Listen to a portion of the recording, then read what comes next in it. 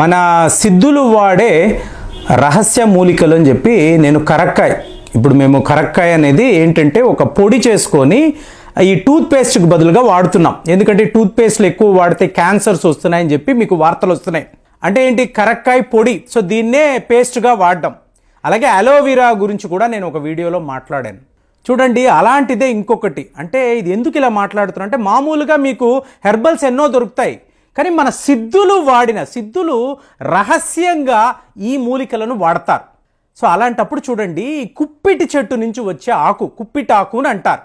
ఈ కుప్పిటాకు అనేది మీకు ప్రతి ఒక్క ప్రాంతంలో కూడా దొరుకుతుంది. మామూలుగా ఈ హెర్బల్ గార్డెన్స్లోనే చాలా రేరెస్ట్ ఆఫ్ ద హెర్బ్స్ దొరుకుతాయండి. వాటిని తీసుకొచ్చి పొడి చేస్తే దాని ద్వారా మనం మందులు తయారు చేయొచ్చు అని చెప్పి మీకు ఆయుర్వేదిక్ డాక్టర్లు, సిద్ధ వైద్యులు మాట్లాడతారు. కానీ చూడండి, కొన్ని ఈ మూలికలు ఉంటాయండి, ఎక్కడ పడితే అక్కడ దొరుకుతాయి. ఇప్పుడు తులసి,